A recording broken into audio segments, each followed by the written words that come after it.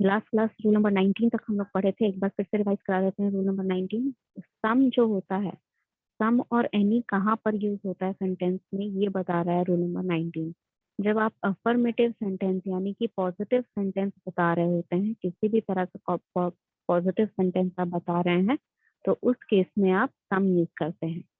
Negative और interrogative यानी कि अगर क्वेश्चन है या फिर आपने स्टेटमेंट में नॉट लगाया है किसी भी तरह से, तो इस केस में आपका सेंटेंस नेगेटिव हो जाता है, या फिर क्वेश्चन मार्क लगा रहे हैं, दैट इज आप क्वेश्चन पूछ रहे हैं, तो वो इंटेरोगेटिव स्टेटमेंट होता है।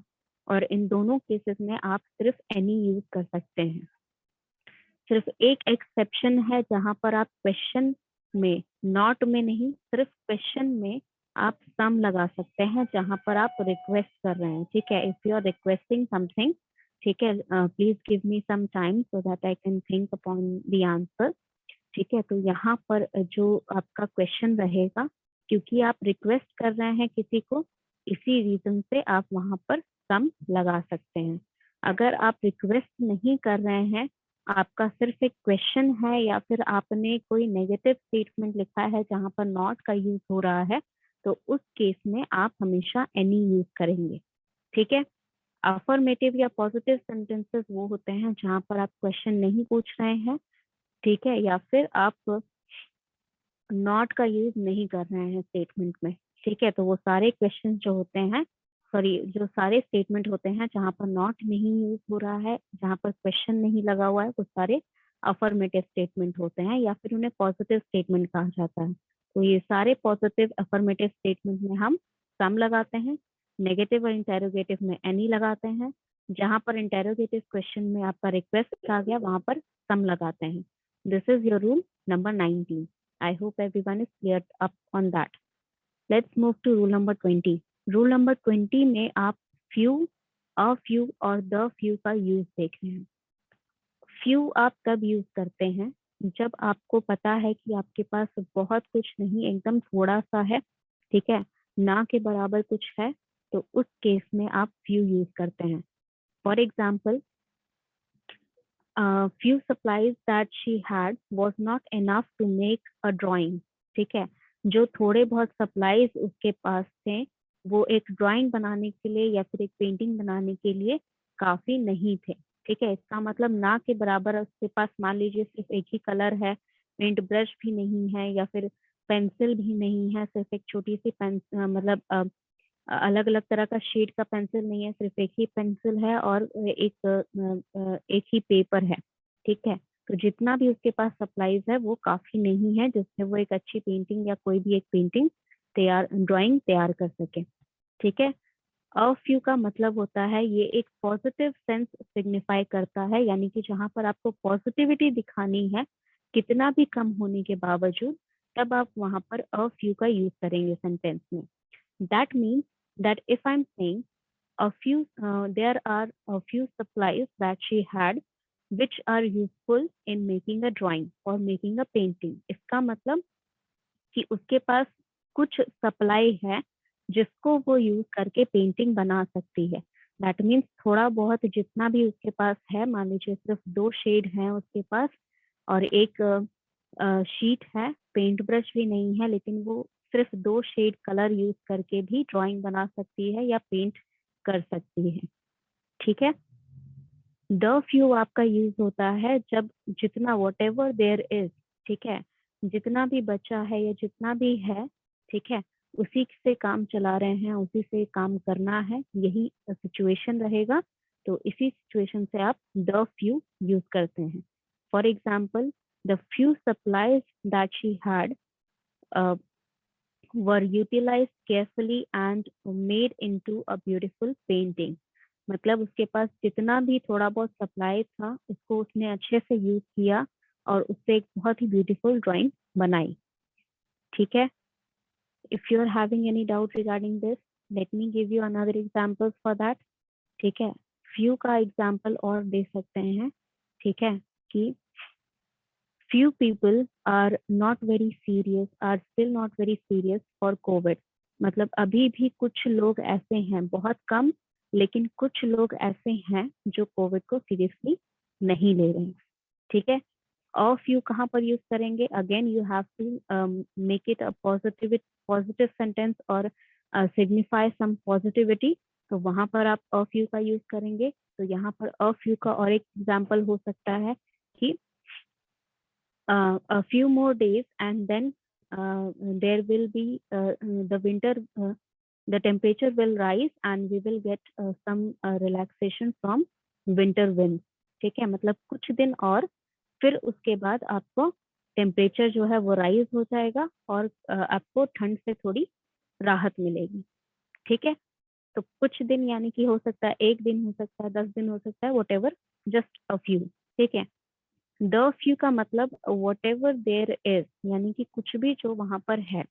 ठीक है, the few people that were left in the building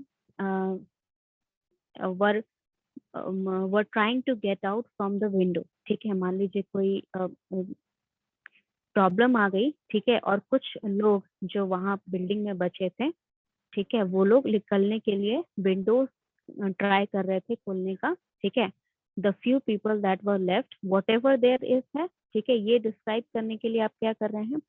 the few people who were left, जो थोड़े बहुत पीपल वहां पर बचे भी थे, उन्होंने क्या किया? जैसे बहुत सारे लोग बाहर निकल गए जैसे ही कुछ प्रॉब्लम शुरू हुआ, लेकिन जो थोड़े पीपल वहां बचे थे, जो थोड़े लोग वहां बचे थे, उन्होंने क्या किया? उन्होंने विंडोज खोलना स्टार्ट कर दिया। Give me a minute, knee doubt. ठीक है, तीनों में से किसी के भी यूज में आपको डाउट हो रहा है तो you can ask me, you can raise your hand और you can write it in the chat box. Few कहाँ यूज होगा, अ फ्यू कहाँ यूज होगा, या द फ्यू कहाँ यूज होगा? इसमें किसी को भी कोई प्रॉब्लम?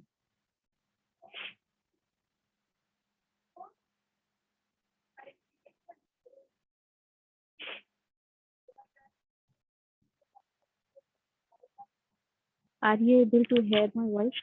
वॉइस में I hope there is no problem. ठीक है, अभी कोई प्रॉब्लम नहीं होनी चाहिए। अगर कोई प्रॉब्लम होती है, कट रही है वॉइस या बैकग्राउंड नॉइस कुछ आ रहा है, then you can let me know also. So since there is no response, so I am taking it as an answer कि आपको रूल नंबर 20 पूरा समझ में आ गया। Then moving on to rule number 21.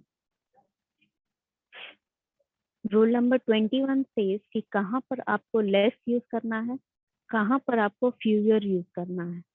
First thing, दोनों ही less और fewer दोनों ही यूज होते हैं कंपैरिजन के टाइम, यानी कि आप जब दो चीजों में कंपेयर कर रहे हैं और उसमें से कोई एक में कुछ कमी है, तो ये डोनेट करने के लिए आप लेस और फ्यूअर का यूज करते हैं। ठीक है, लेकिन सिमिलर मीनिंग है, लेकिन लेस जो है वो क्वांटिटी के लिए यूज होता है, यानी कि अनकाउंटेबल नाउन्स के लिए यूज होता है। फ्यूअर जो है वो नंबर के लिए यूज होता है, यानी काउंटेबल नाउन के लिए यूज होता है। जिन चीजों को आप काउंट कर सकते हैं उनका जब कंपैरिजन कर रहे हैं तो वहां पर आप फ्यूअर लगाएंगे। जिन चीजों को आप काउंट नहीं कर सकते हैं उनका जब कंपैरिजन कर रहे हैं तो आप लेस लगाएंगे। ठीक है, for example, no less than 40 students are were selected. यहाँ पर 40 स्टूडेंट्स आपके काउंटेबल नाउन है जिन्हें आप काउंट कर सकते हैं, तो यहाँ पर लेस नहीं लगना चाहिए था, फ्यूअर लगना चाहिए था। Then that is the correct sentence, no fewer than 40 students were selected. तो यहाँ पर आपका सही सेंटेंस हो जाएगा no fewer than 40 students were selected. ठीक है, there are no fewer than 4 liters of water in this bottle. Water in this bottle is measurable, यानी कि यहाँ पर काउंटेबल नहीं, ये अनकाउंटेबल नाउन है जिसके आगे आपको फ्यूअर नहीं लगाना था, लेस लगाना था। तो the structure would be there are no less than 4 liters of water in the bottle. Is there any doubt regarding rule number 21? If there is, you can ask me in the chat box. कुछ भी अगर नहीं समझ में आ रहा है, chat box में लिखिए या हैंड रेज करिए। Meeting में I will allow you to unmute yourself and you can ask the question.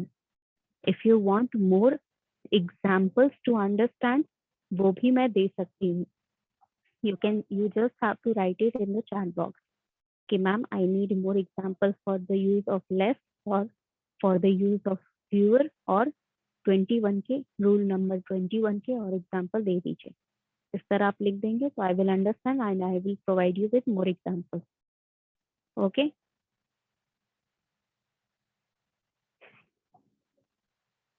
okay, so I am not getting any particular response from your side, so I am just thinking कि आपको समझ में आ गया rule number 21। Rule number 22 जो है, ठीक है, use of words like little, a little और द लिटिल, ये कब आप पे यूज होते हैं, ठीक है। तो यहाँ पर आपको कब क्या चीज यूज करनी है। लिटिल कब यूज करते हैं, अगेन फ्यू और लिटिल जो है दोनों का मीनिंग सेम होता है, दोनों के फ्रेजेस सिमिलर सिचुएशन में यूज होते हैं, लेकिन आपका अगर नाउन जो है वो काउंटेबल होता है तो 99% ऑफ केसेस में यू कैन से कि countable noun use few and uncountable. जैसे यहाँ पर little hope, hope is your abstract noun, आपकी फीलिंग्स होती हैं होप, तो उस सिचुएशन में आप यहाँ पर लिटिल यूज करते हैं। Knowledge is again your abstract noun, ठीक है। वाटर यहाँ पर देखिए अनकाउंटेबल नाउन है, काउंटेबल नाउन है, तो ये सारी काउंटेबल नाउन के लिए आप फ्यू यूज करेंगे, ठीक है। अनकाउंटेबल के लिए आप यहाँ पर लिटिल यूज करते हैं, ठीक है। कैसे यूज करते हैं, सिमिलर, अगर लिटिल है इसके मतलब ना के बराबर कुछ है, ठीक है। तो यहाँ पर पहली बात तो ये देखिए कि ये दोनों स्टेटमेंट जो है ये ग्रामेटिकली इनकरेक्ट नहीं है, ठीक है। ग्रामेटिकली, ग्रामर के हिसाब से ये दोनों ही सेंटेंसेस करेक्ट है, लेकिन दोनों का मीनिंग बहुत अंतर है, दोनों के मीनिंग में जमीन आसमान का फर्क है। There is a little hope of her recovery, इसका मतलब ये हो जाता है कि अभी भी कुछ उम्मीद बाकी है कि वो जो पर्सन है, शी हर जो पर्सन है जिसके लिए यहाँ लगाया गया है प्रोनाउन हर, वो पर्सन अभी भी रिकवर कर सकता है, ठीक है। अगर हम उसको दवाइयाँ देते हैं, स्टेबल रखते हैं, उसको मॉनिटर करते हैं, तो हो सकता है कि वो रिकवर कर जाए, ठीक है। There is little hope of her recovery, second जो स्टेटमेंट है उसका मतलब ये हो जाता है कि उसकी ना के बराबर उम्मीद है उसके रिकवर करने की, और सिर्फ एक मिरेकल ही उसे बचा सकता है, कोई चमत्कार ही उसे बचा सकता है। There is little hope of her recovery, मतलब आप इनडायरेक्टली ये कह रहे हैं कि आप उम्मीद मत रखिए उसके रिकवर करने की।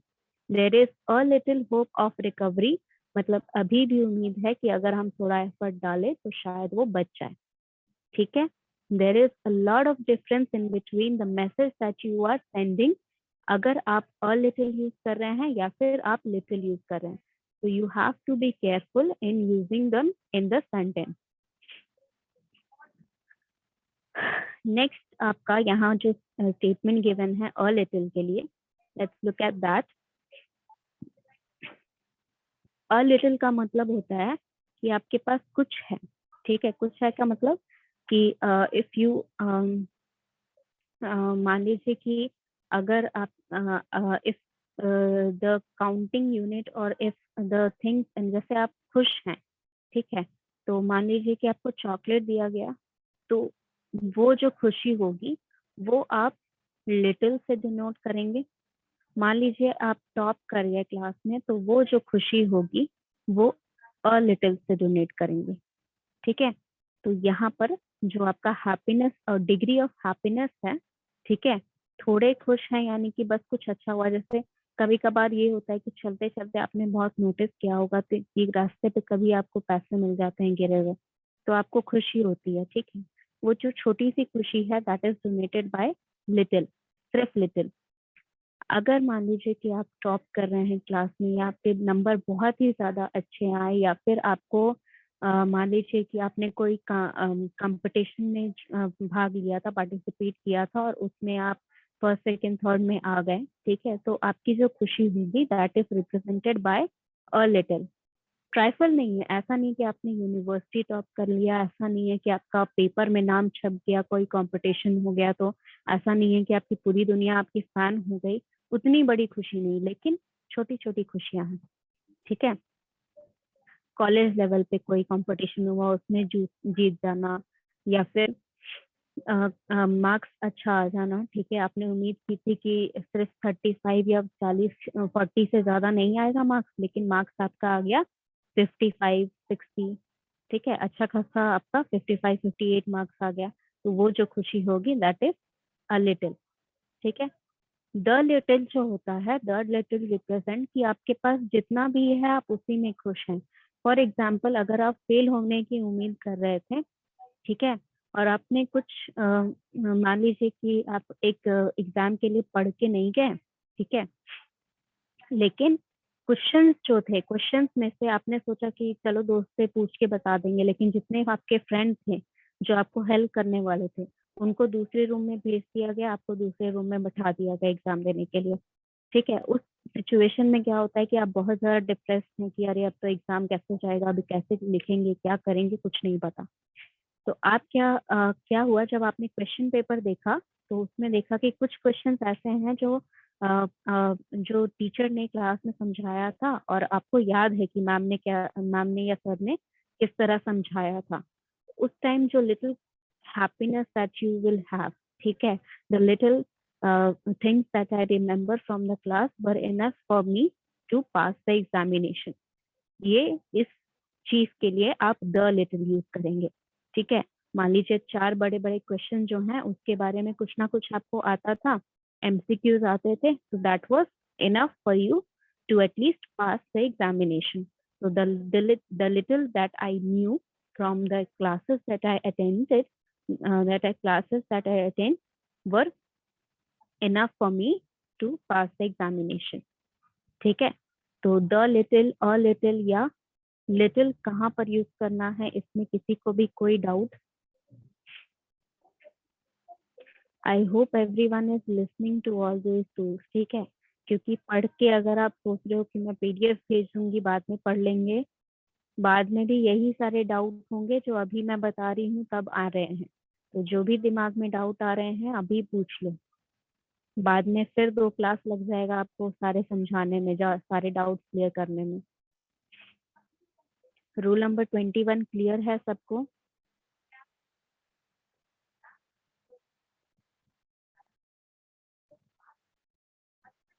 क्लियर है? Okay, so let's move to rule number 23. Rule number 23 is about how to use or where to use elder and older. Elder कहाँ use करेंगे और older कहाँ use करेंगे? Elder सिर्फ दोनों में सबसे बड़ा डिफरेंस ये होता है कि elder जो है वो कभी भी आप किसी ऑब्जेक्ट के लिए यूज नहीं कर सकते हो, सिर्फ ह्यूमंस के लिए यूज होता है। एल्डर जो वर्ड है वो सिर्फ ह्यूमंस के लिए यूज होता है। ओल्डर जो है वो ह्यूमंस और ऑब्जेक्ट दोनों के लिए ही यूज होता है। लेकिन बेसिक डिफरेंस क्या होता है कि जब मैं अपने किसी फैमिली मेंबर के बारे में बात कर रही हूँ, for example if I am talking about my sister, my brother, my mother, और उनके जो ब्रदर्स एंड सिस्टर्स हैं, मम्मी पापा के जो ब्रदर्स एंड सिस्टर्स हैं, दादा दादी हैं, किसी के भी फैमिली में किसी के भी बारे में बात कर रही हूँ, तो उन्हें मैं एल्डर से कंपेयर करूंगी। उनसे जब मैं अपना एज डिफरेंस के बारे में कुछ सेंटेंस लिख रही हूँ, तो उस केस में मैं एल्डर यूज करूंगी, एल्डेस्ट यूज करूंगी या एल्डर यूज करूंगी, ठीक है।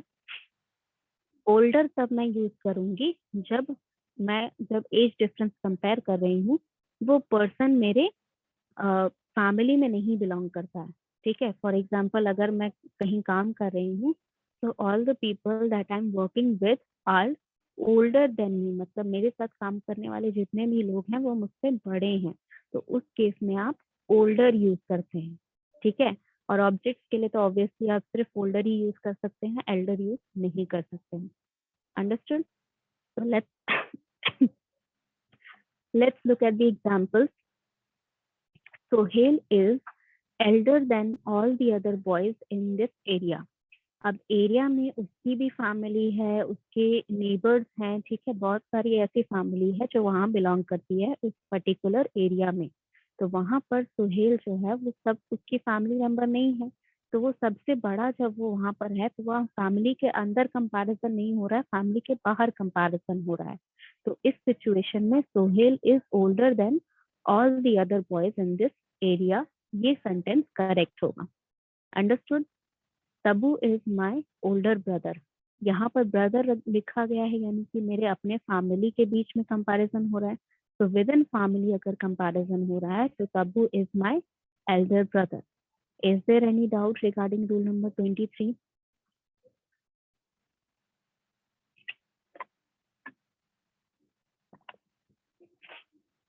See, if you are going to be that irresponsive, ठीक है, आप बिल्कुल अगर रिस्पॉन्स नहीं करेंगे तो मुझे ये फिर करना पड़ेगा कि आप जो है सभी बच्चे कैमरा ऑन करिए, अदरवाइज फिर मैं क्लास से निकालना शुरू कर दूंगी। ना आप चैट बॉक्स में रिस्पॉन्ड कर रहे हैं, ना ही आप हैंड रेस करके कुछ बता रहे हैं, ठीक है, ना ही आप कैमरा ऑन कर रहे हैं। तो इस तरह शांति से यहाँ बैठ के प्रवचन नहीं सुना जा रहा है, ठीक है। You have to be a little more responsive. So if you are not going to switch on your cameras, you have 2 minutes. जिसने भी कैमरा स्विच ऑन नहीं किया उसे आज अटेंडेंस नहीं दिया जाएगा, उसे क्लास में बाहर निकाल दूंगी। You only have 2 minutes. इतने अनरिस्पॉन्सिव तो मतलब सब सीनियर मोस्ट क्लास जिसको मैं पढ़ा रही हूँ वो लोग भी इतने अनरिस्पॉन्सिव नहीं है जितने आप लोग हैं। Everyone, only two students have switched on their cameras. Everyone switch on your cameras. 2 minute है आपके पास, 1 मिनट जा चुका है। और 3:42 जब मेरे सिस्टम पे हो जाएगा, जिसने कैमरा ऑन नहीं किया है किसी भी रीजन से, I don't want to listen to any excuses, किसी भी रीजन से आपने कैमरा ऑन नहीं किया है तो मैं आपको क्लास से बाहर निकाल दूँ।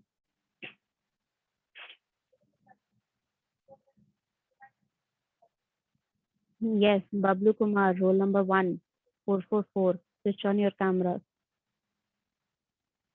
राजेश कुमार 445, रोल नंबर 1, दोनों स्विच ऑन करिए कैमरा, अदरवाइज तो मैं अभी क्लास से निकाल दूंगी आपको। जो भी रीजन है, आई डोंट वांट एनी एक्सक्यूजेस।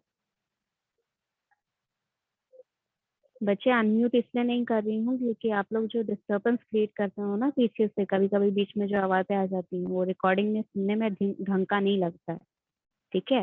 तो आपको अगर बोलना है तो आप हैंड रेस कर दीजिए, मैं अनम्यूट कर दूंगी आपको। आपको अगर कोई भी डाउट है तो आप कोई भी रिपीट करना है डाउट, जो भी अगर कोई यहाँ पर मैं जो बता रही हूँ रूल वो नहीं समझ में आ रहा है तो आप चैट बॉक्स में अभी जैसे लिख रहे हैं वैसे ही चैट बॉक्स में लिख सकते हैं।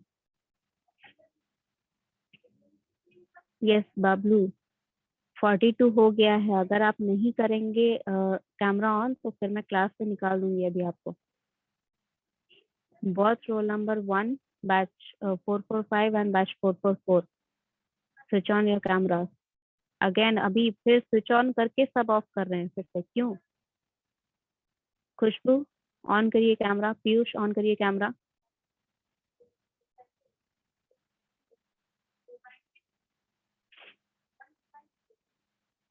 यस बबलू, अगर ऑन नहीं करेंगे तो I am putting you into the waiting room.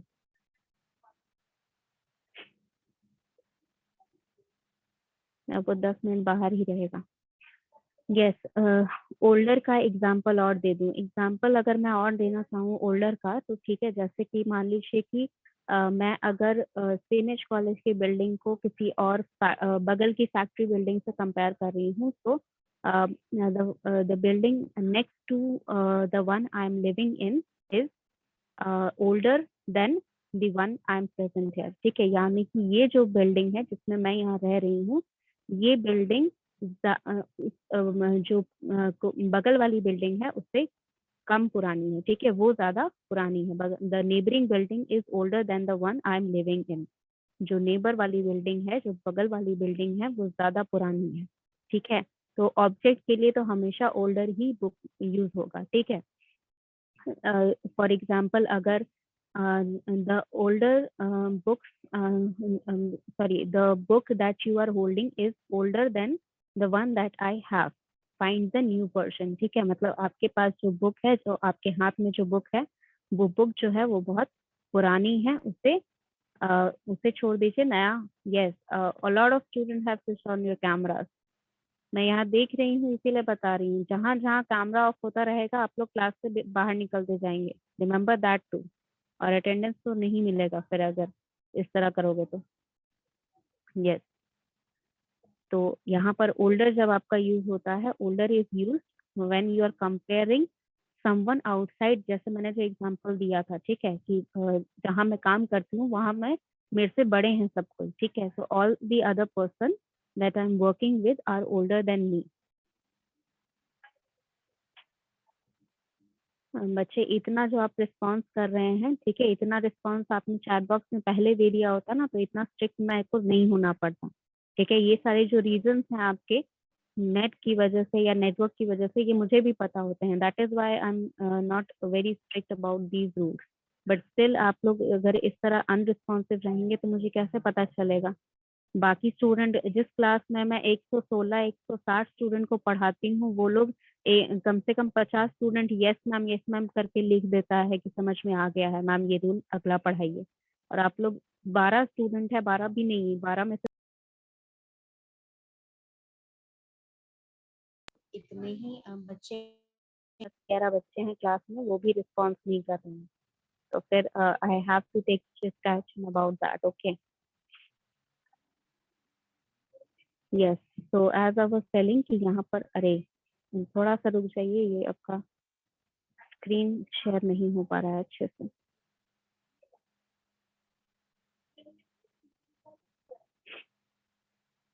Let me share it again.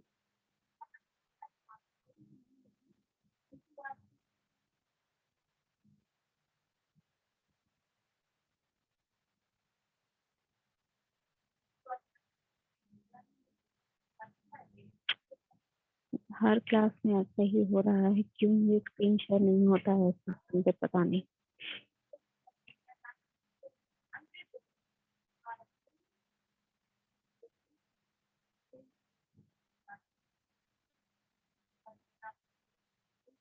अच्छा fine, let me share it with another. यहाँ पर दूसरा डिवाइस है, उस पर शेयर कर लेते हैं।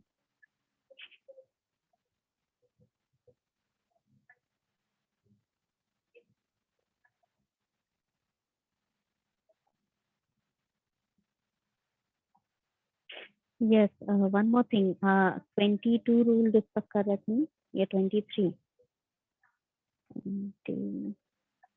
यस, 23 रूल नंबर डिस्कस कर रहे थे। तो आज जो है आई विल ट्राई कि आज आपका सारा कंप्लीट हो जाए रूल, ठीक है, so that we can move forward and I will give you this file, rule वाली फाइल, प्लस इसके साथ आपका कुछ एक्सरसाइज के भी क्वेश्चंस हैं, वो भी मैं करा दूंगी आज ही, बता दूंगी किस टाइप के आपके एक्सरसाइज क्वेश्चंस हैं, and then you can solve all the questions and give me. Very low, बच्चे बहुत लो करने का रीजन ये है क्योंकि और भी टीचर्स यहाँ क्लास ले रहे हैं, ठीक है, so I cannot shout on you properly, otherwise you would have known how loud my voice is. Yes, so question sorry rule number 23 में ओल्डर और एल्डर के यूज में अभी भी अगर किसी को डाउट है तो यू कैन आस्क, अगर नहीं है तो नहीं, नो डाउट करके आप लिख दीजिए, तब मुझे समझ में आएगा that you will be able to understand rule number 23।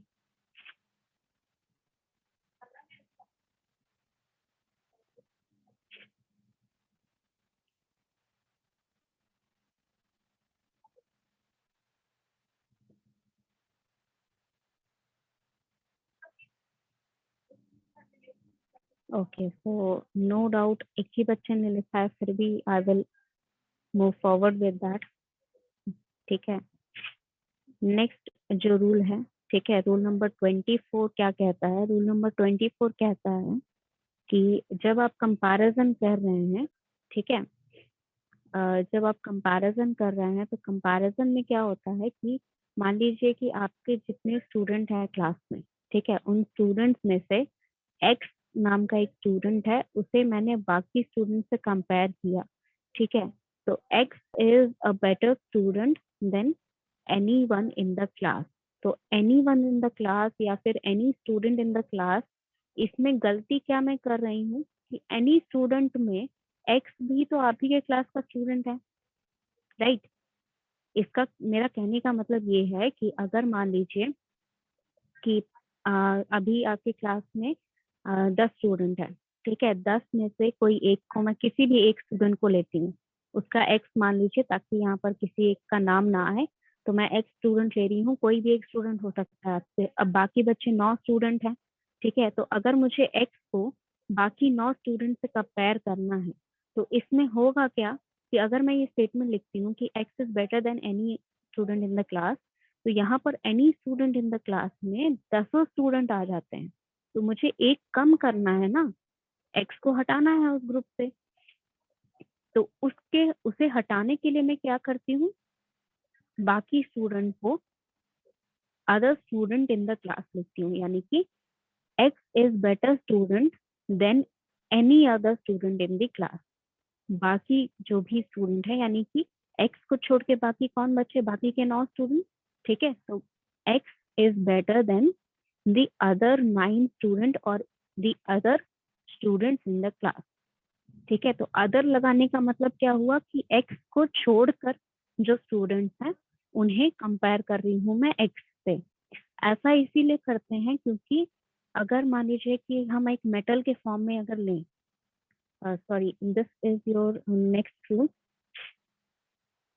Metal के फॉर्म में अगर मैं ले रही हूँ, ठीक है, मेटल के फॉर्म में लेने का मतलब क्या है कि अगर मैं एक मेटल लेती हूँ, गोल्ड मैं लेती हूँ अगर, ठीक है, मान लो कि अगर मैं गोल्ड लेती हूँ, ठीक है, गोल्ड अगर मैं लूँ, तो गोल्ड को मैं गोल्ड से कंपेयर कर सकती हूँ क्या, ठीक है।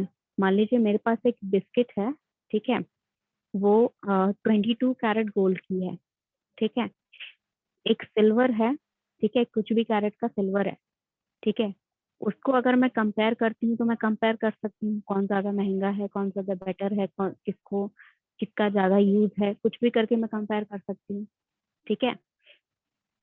लेकिन एक 22 कैरेट का बिस्किट गोल्ड का और दूसरा 22 कैरेट का बिस्किट, दोनों सेम ही बैच के हैं, ठीक है, दोनों गोल्ड के हैं, दोनों 22 कैरेट हैं, दोनों सेम वेट है, दोनों सेम शेप है, दोनों सेम मेटल के बने हुए हैं।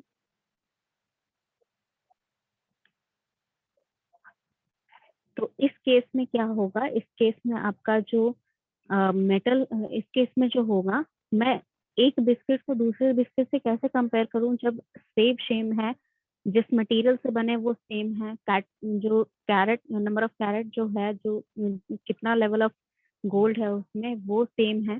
तो जब सब कुछ सेम है तो मैं उसे कंपेयर नहीं कर सकती हूँ, राइट। तो सेम चीज को आप साथ में एक ही चीज को उससे कंपेयर, एक ही चीज को, अगर दो कॉपी है एक चीज का, तो आप आपस में उसे कंपेयर नहीं कर सकते। तो सेम केस में जब आपका कंपैरिजन होता है, ये रूल नंबर 25 में बता रही हूँ, read the rule number 25। When we do a comparison by using a comparative followed by then, the word other must exclude the thing compared from the class of things with which it is compared, ठीक है। Example में जो given है, she is better than any women, any women में तो she भी आती है ना, शी किसके लिए लिखते हैं, किसी भी लेडी के लिए लिखते हैं। अब वहां पर लेडी के लिए मैंने शी लिखा है, तो यहाँ पर वुमेन लिखा है, मतलब ये शी तो इसमें इंक्लूडेड है ना, तो मुझे उसे उस इंक्लूजन से बाहर निकालना है, उसे उस ग्रुप से बाहर निकालना है। तो कैसे निकालूंगी, she is better than any other women. Gold is precious than any metal नहीं होगा, क्योंकि एनी मेटल में गोल्ड भी आता है, ठीक है, एनी मतलब दुनिया का कोई भी मेटल, तो उस मेटल में तो गोल्ड भी आता है, तो गोल्ड खुद से कंपेयर नहीं हो सकता है। तो gold is precious than any other metal. Understood. Rule number 25 में अगर कोई डाउट है तो पूछ लो। रूल नंबर 24 छूट गया था, मैं 25 समझाने लगी थी, तो मैंने सोचा मैं दोबारा ही समझा दूंगी। 25 के बाद 24 समझा दूंगी। 25 में कोई अगर डाउट नहीं है तो हम 24 की तरफ मूव ऑन करेंगे। ओके। 24 रूल कहता ये है कि जब आपका कंपैरिजन जो है, ठीक है। मोस्टली जब आप कंपेयर करते हैं, बहुत टाइप के आपने कंपैरिजन देखे होंगे, कोई भी कंपैरेटिव टाइप आप लगाते हैं, ठीक है, he is better than me, he is taller than me, ठीक है, he is stronger than me. तो जहाँ पर कंपैरिजन होता है मोस्ट जगह पे आपने देखा है कि देन लगता है, ठीक है, कंपैरेटिव डिग्री लगता है, उसके आगे देन लगता है। बट जब आप इन वर्ड्स का यूज करते हैं, कौन से word, I am zooming because I want to show the word, ठीक है, ये सारे वर्ड्स, ये सारे जो आपके वर्ड्स हैं, 1 मिनट,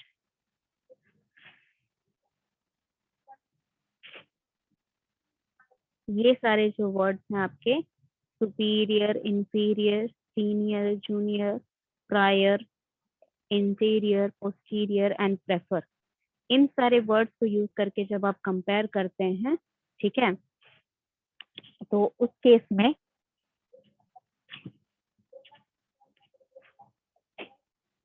में क्या होता है कि जब आप कंपेयर कर रहे हैं इन सब चीजों को, सुपीरियर लेकर, इंफीरियर लेकर, तो उसके आगे आप देन नहीं लगाते हैं, उसके आगे आप टू लगाते हैं, ठीक है। सुपीरियर का मतलब क्या होता है, जो बेहतर होता है, जो बेटर होता है, ठीक है। अगर मैं कहूँ कि company X is superior to company Y, इसका मतलब जो कंपनी एक्स है वो कंपनी वाई से ज्यादा बेटर है, ठीक है। Company X is superior to company Y का मतलब है कि एक्स जो है, कंपनी एक्स जो भी है वो वाई से ज्यादा बेटर है, ठीक है। Inferior is exact opposite of superior. अगर मैं कहूँ कि product X is inferior to product Y, मतलब कि प्रोडक्ट एक्स जो है वो प्रोडक्ट वाई से ज्यादा खराब है, वो अच्छा नहीं है, प्रोडक्ट वाई ज्यादा बेटर है।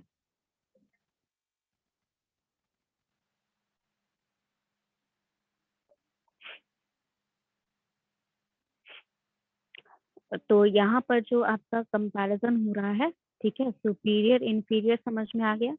सीनियर जूनियर यानी कि अगर मैं एक मैं जहाँ काम कर रही हूँ, मुझसे सीनियर मतलब कि मैं अगर मान लीजिए एज अ मैनेजर काम कर रही हूँ, तो मेरे सीनियर हो सकता है कि सीनियर मैनेजर हूँ, ठीक है। मान लीजिए सीनियर मैनेजर की पोजीशन नहीं है तो हेड ऑफ डिपार्टमेंट मुझसे सीनियर हैं, ठीक है। जो एग्जीक्यूटिव हैं वो मुझसे सीनियर हैं, ठीक है। तो मतलब जो भी मेरे से ऊपर पोजीशन जिसको मैं रिपोर्ट भेजती हूँ, ठीक है, या जो मुझे ऑर्डर दे सकते हैं, वो मेरे सीनियर हैं और मैं उनकी जूनियर हूँ, ठीक है। तो इफ आई एम सेइंग कि द सीनियर एग्जीक्यूटिव और the executive are, this executive is senior to me, मतलब दिस मतलब एक पर्टिकुलर के बारे में बात कर रही हूँ, this executive is senior to me, मतलब ये मेरे सीनियर हैं। अगर आपको डिफरेंस नहीं पता चल रहा तो मैं ये बता दूं कि आपका जो हिंदी का अगर मैं एक सेंटेंस बोलती हूँ, ठीक है, एक्स का प्रोडक्ट जो है वो वाई से ज्यादा अच्छा है, इसके लिए आप सुपीरियर यूज कर रहे हैं, ठीक है। सीनियर के लिए वो मुझसे सीनियर हैं, ठीक है, तो ये सेंटेंस अलग हो जाएगा, he is senior to me, ठीक है। He is better than me, वो मुझसे ज्यादा अच्छे हैं या मुझसे ज्यादा बेहतर है, ठीक है। तो बेटर देन वाला जो रहता है, देन वाला भी कंपैरिजन का सेम रहता है, लेकिन जब आप ये स्पेसिफिक वर्ड यूज करते हैं, सुपीरियर वर्ड यूज करते हैं, इंफीरियर वर्ड यूज करते हैं, सीनियर वर्ड यूज करते हैं, जूनियर वर्ड यूज करते हैं, तब आपका कंपैरिजन जो रहता है वहां पर टू यूज करके होता है, देन नहीं, ठीक है। प्रायर का मतलब होता है पहले, ठीक है।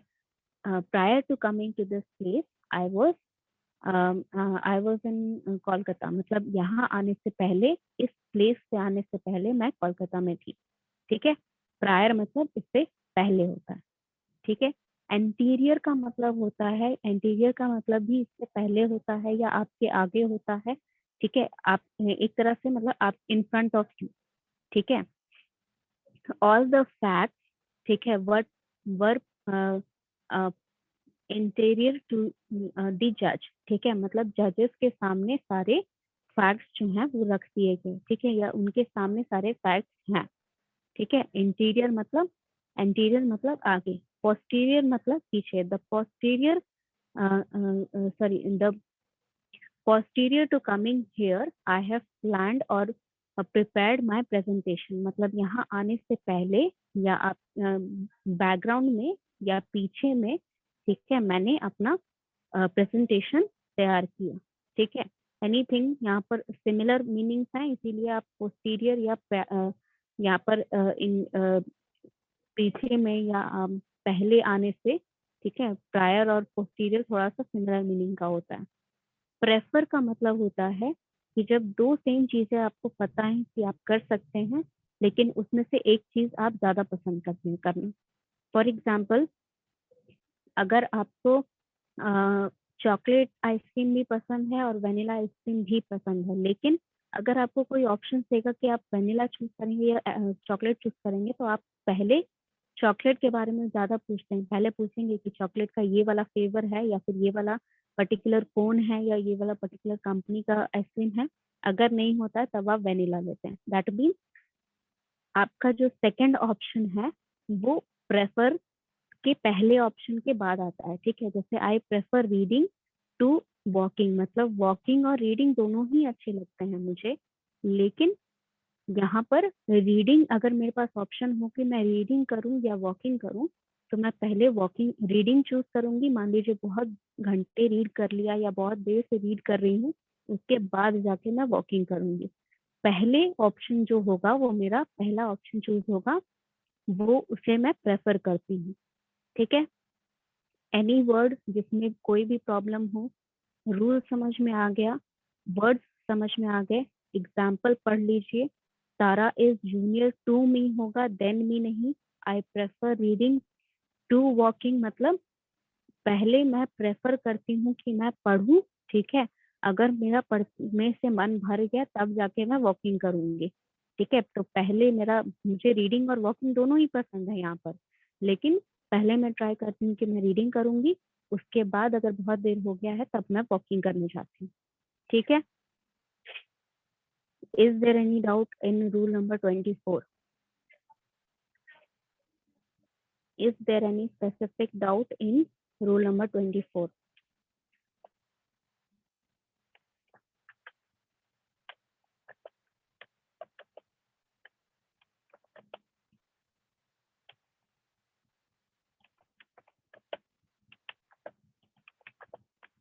1 minute बच्चे।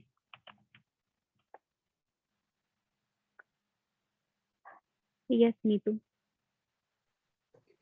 मैम ये फर्स्ट जो एग्जांपल है तारा इज जूनियर देन नीता, ये इनकरेक्ट होगा। हाँ मतलब बच्चे, जूनियर देन नहीं होगा, जूनियर 2 होगा।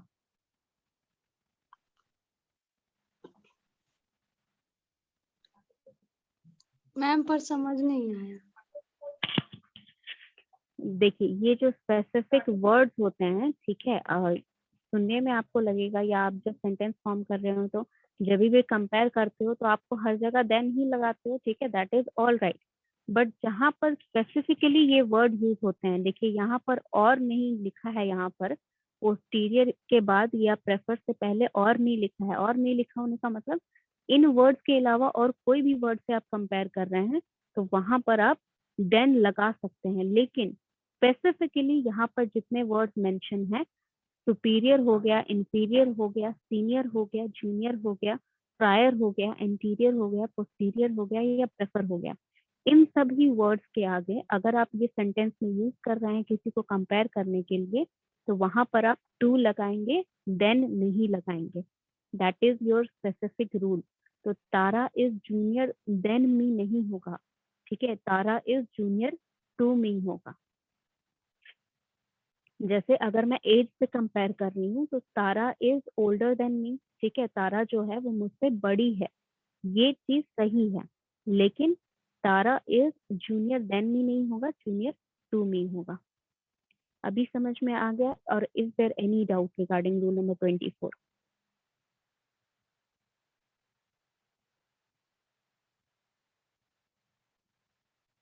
ओके चलिए, तो अगर समझ में आ गया है so let's move on to the next rule. ठीक है, रूल नंबर 25 हो गया है, रूल नंबर 26 और 7 एक बचा है बस। उसके बाद फिर मैं क्वेश्चंस आपको बताऊंगी, कुछ क्वेश्चन जो इस एक्सरसाइज में है उनको क्या करना है, कैसे सॉल्व करना है, किस टाइप के क्वेश्चन है, ये सारी चीजें मैं आपको समझाऊंगी।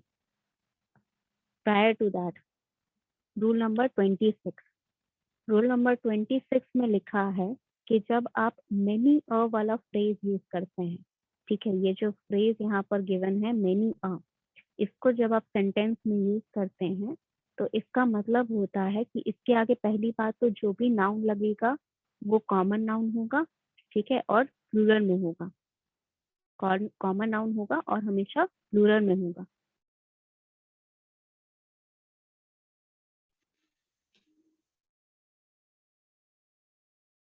लेकिन इसके आगे जो वर्ब लगेगा वो हमेशा सिंगुलर में लगेगा। ठीक है, जैसे यहाँ पर एग्जाम्पल में गिवन है, many a kid are drowned was drowned in the river। many a kids, kids आपका प्लूरल है, लेकिन यहाँ पर was लिखा है जो कि सिंगुलर होता है, सिंगुलर नाउन के लिए यूज होता है, सिंगुलर वर्ब होता है। ऐसा क्यों होता है, इसका रीजन ये है कि जब आप many a people या many a student या many a kid, many a किसी के भी साथ आप यूज करते हैं तो इसका मीनिंग ये होता है कि मान लीजिए कि एक जार है आपके पास, ठीक है, उसमें आप पॉइंट्स डाल रहे हैं, ठीक है, तो many of points is gold in colour. ठीक है, यहाँ पर मतलब क्या होता है कि जितने भी कॉइन्स हैं उसमें गोल्डन कलर के, उनको हमने एक ग्रुप में डाल दिया। ठीक है, एक ग्रुप में डाल दिया। अच्छा टाइम हो गया है, ठीक है, let me just take the attendance and then you can go to the next class. ठीक है, टाइम का पता नहीं चलता है पढ़ाते पढ़ाते। ओके सो अभी जितना पढ़ाया दैट इज ऑलराइट। 2 रूल और बचे हैं, उसके बाद उसका हम नेक्स्ट क्लास में डिस्कशन करेंगे। ओके।